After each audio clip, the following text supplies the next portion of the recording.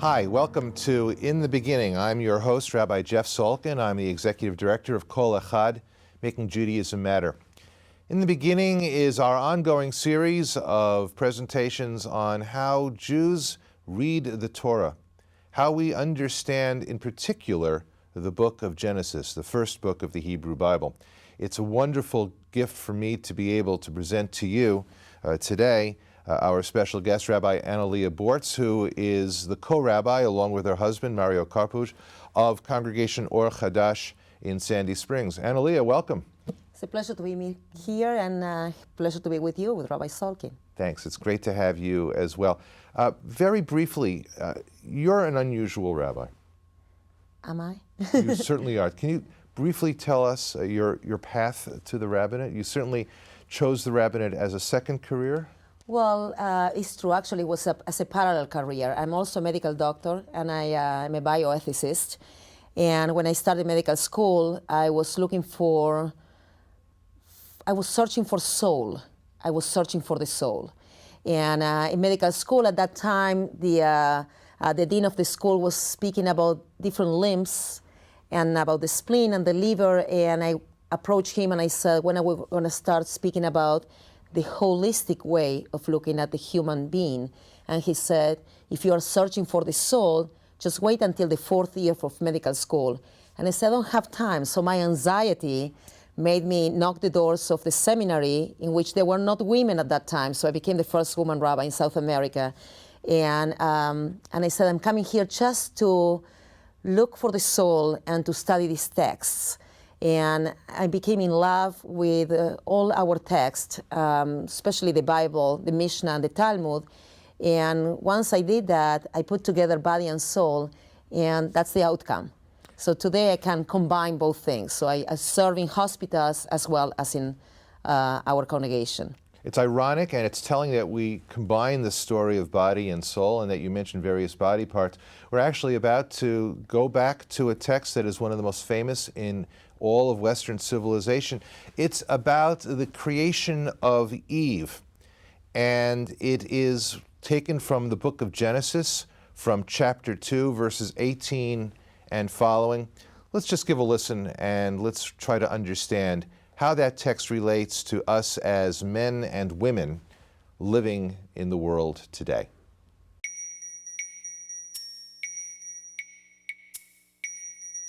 And the Lord God said, "It is not good that the man should be alone. I will make him an help meet for him." And out of the ground the Lord God formed every beast of the field and every fowl of the air, and brought them unto Adam to see what he could call them. And whatsoever Adam called every living creature, that was the name thereof. And Adam gave names to all cattle, and to the fowl of the air, and to every beast of the field. But for Adam there was not found an help meet for him. And the Lord God caused a deep sleep to fall upon Adam, and he slept. And he took one of his ribs and closed up the flesh instead thereof. And the rib, which the Lord God had taken from man, made he a woman, and brought her unto the man.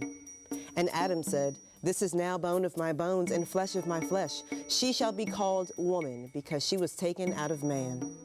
Therefore shall a man leave his father and his mother, and shall cleave unto his wife, and they shall be one flesh. And they were both naked, the man and his wife, and were not ashamed."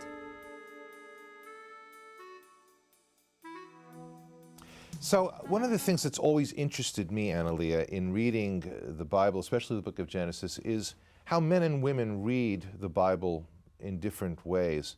And since the text that we're dealing with is about the creation of Eve out of the rib or out of the side of Adam, and it says that the creation of women in the world essentially happens so as to fulfill Adam's longing not to live in solitude.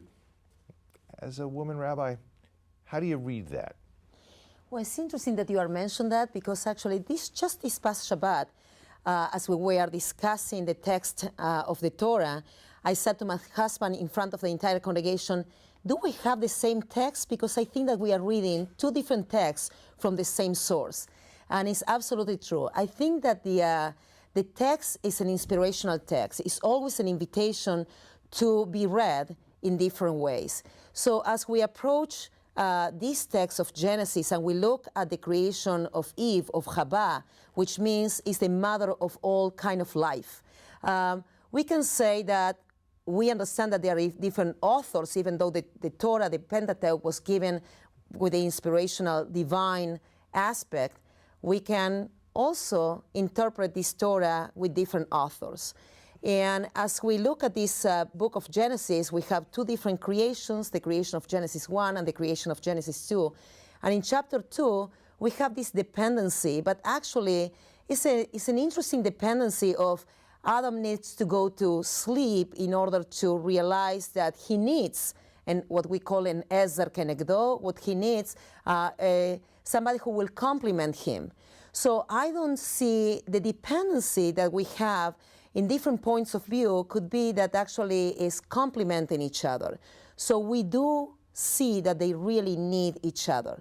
So when Nachmanides comes to this text and he says that now we have a different view from chapter 1 in which God creates both of them at the same time, he says they are coming together in order to complement each other, in order to help each other, in order to bring the different aspects from the male side and from the female side, not to compete and not to subordinate one to the other, but actually to complement each other. So in a very beautiful enzymatic kind of click, they can bring something together that is gonna be the outcome later of how to create humanity.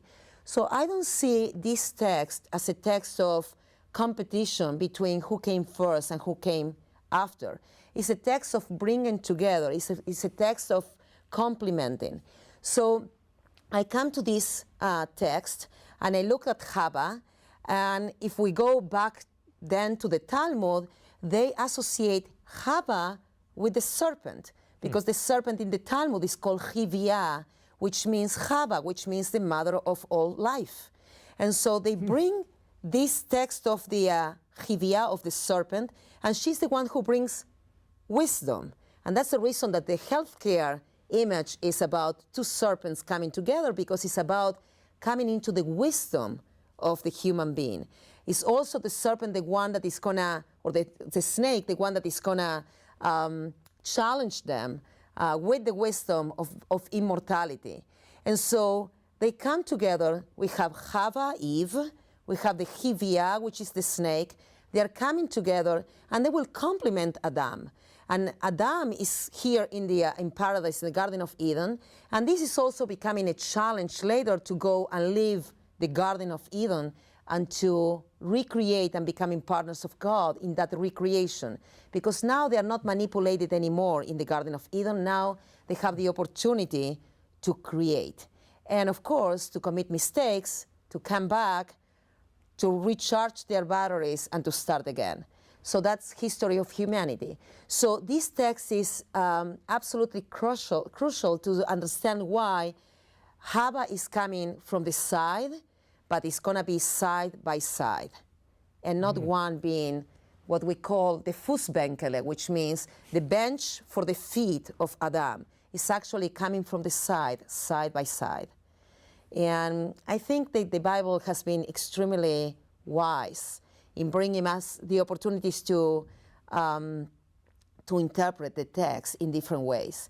So here we are, a long time ago when I was doing my studies for a PhD in bioethics, I present this text in a way of, we are so fortunate that we were kicked out of the paradise, because in that way we have the opportunity to commit mistakes, we have the opportunity to reevaluate ourselves and to go on with our lives and to grow intellectually, spiritually, emotionally, instead of just being puppets that were manipulated in paradise. And very, very close friends of mine said to me, "You are completely out of your mind."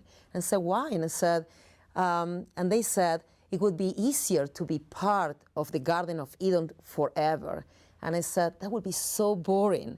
So I think that today we have the opportunity, because of what they have done, to be out of the Garden of Eden and try to conquer Garden of Eden because of our own actions.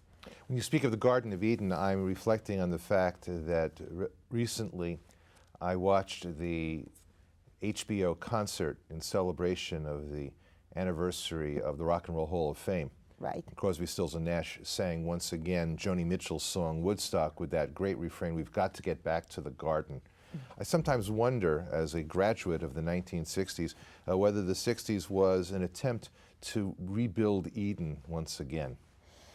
I think it was an attempt to rebuild spiritual growth. In a time in which the world was completely polarized by capitalism and communism, in the time in which organized religion was demanding too much from people, I think this was an attempt to rebuild spiritual growth. So some people will call it the Garden of Eden, but it was our personal Garden of Eden. I'm sure that we try in a permanent way to rebuild our own Garden of Eden. We can call it peace of mind. And in our journey, the question is how many of us put God into that list? Mm-hmm. And so it's how every day we really invite God to be part of our lives in order to reconquer our personal Garden of Eden with choices, because choices are important. It's interesting that the human story begins with the story of exile, mm-hmm. of being somewhere and not being there again. We are nomadic, not just a wandering Jew. We are nomadic people. Our minds are nomadic. We are in constant exile. The exile becomes the opportunity to dream. It's dreaming about coming home. Now, when you get home and you are stuck at home, you are done. Mm-hmm. We are beings. We are not be. We are beings, constant beings. We become a bee when we are done. And that would be very boring too. I wonder, because as we speak and everyone here can hear your accent, and you referred to being the first woman rabbi in South America, growing up in Argentina, how has that sense of exile and of recreating home affected you as a spiritual being? That's a very beautiful question, I would say. We make home the place we are together. My family, my passports updated, my green cards today. Congratulations, you got your green card today. Yeah, hopefully next year. No, not today, but hopefully next year, citizenship as well. But this is home for us. Wherever we are is home. And our society becomes our home. Our friends become the family we choose to have every day. So exile, I will call diaspora. I will call the fact that you choose to go somewhere else. We were not asked to leave. We chose to leave because we wanted to grow intellectually and as a family as well.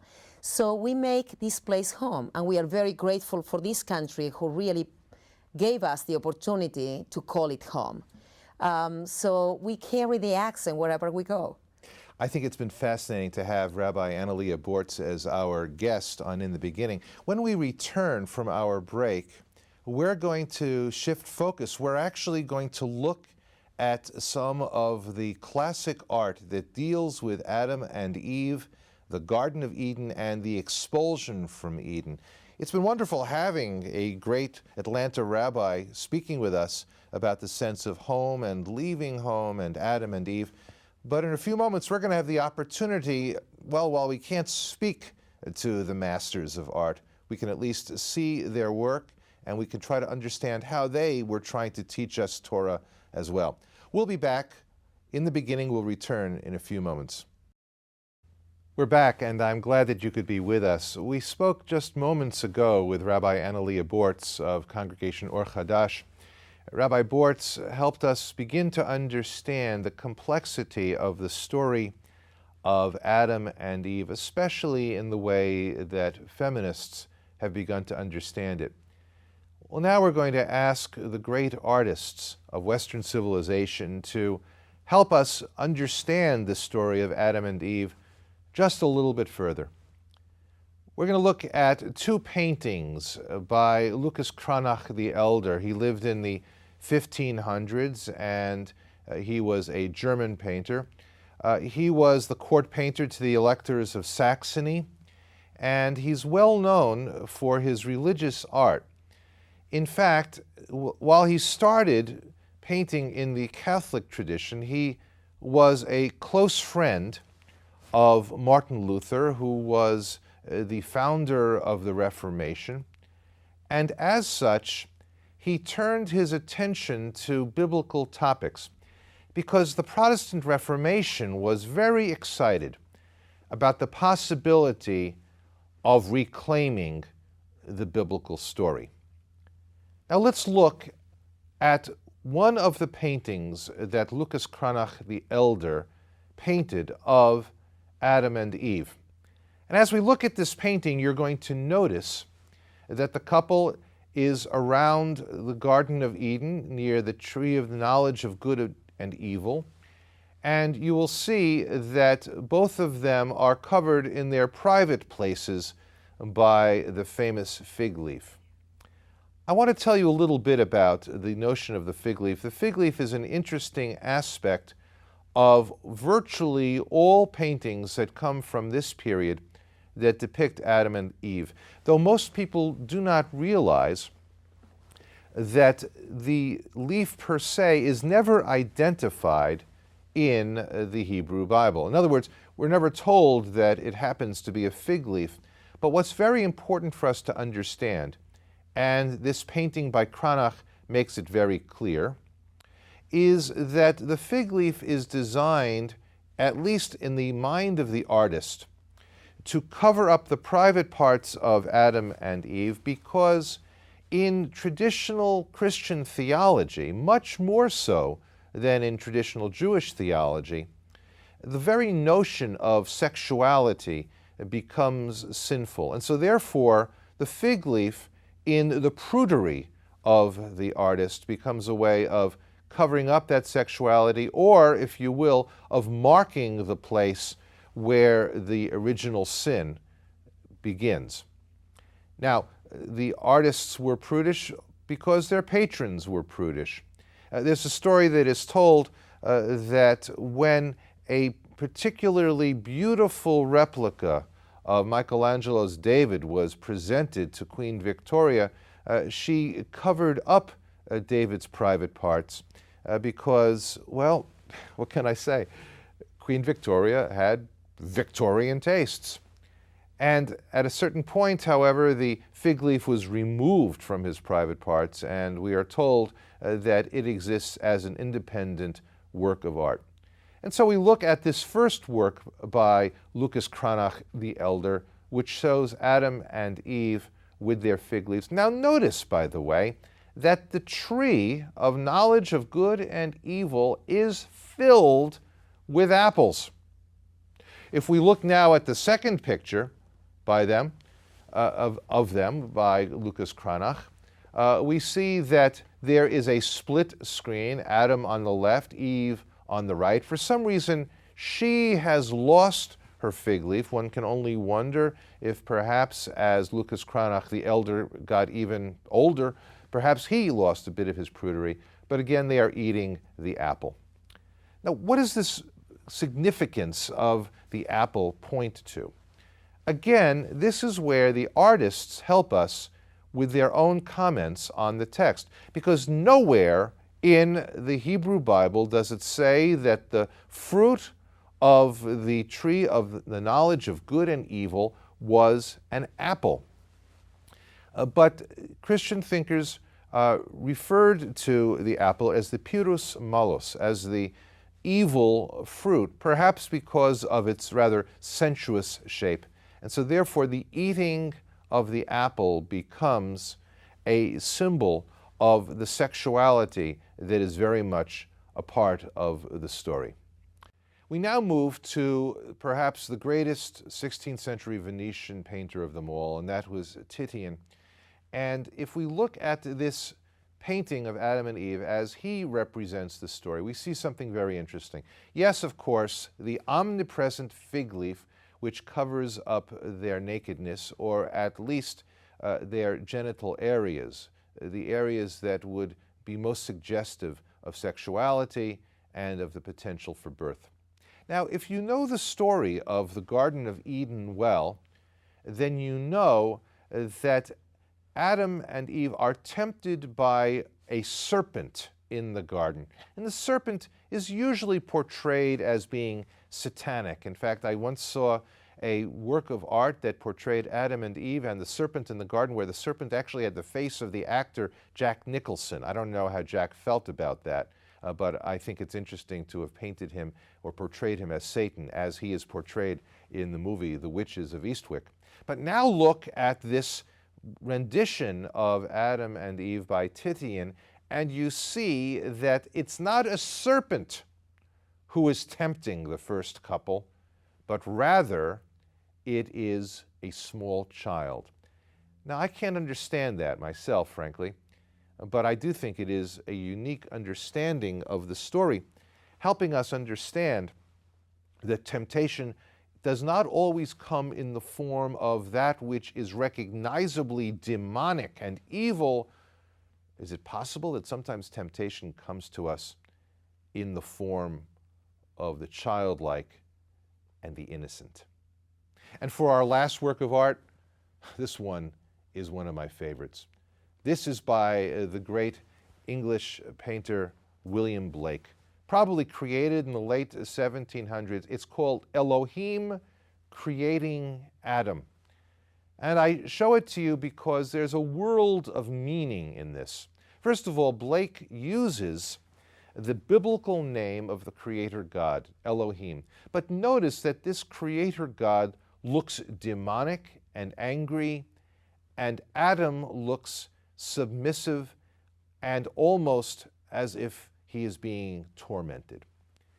Now, I show this to you last because it portrays a version of biblical reality that was once very common and which I believe we need to reject. Truth be told, Blake believed that the Creator God was evil. He believed in the tainted nature of that God's creation. And he took very seriously the idea that the name of God, as rendered by Elohim, is the God of judgment.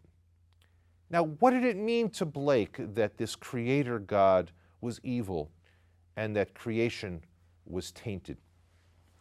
It meant that Blake was, whether he acknowledged it or not, a devotee of the ancient religious philosophy known as Gnosticism, which believed that the world was created by an evil deity, but that there was a good and pure deity who lay just beyond the borders of our comprehension, and the Gnostics had to come to know this pure God and therefore reject the flesh.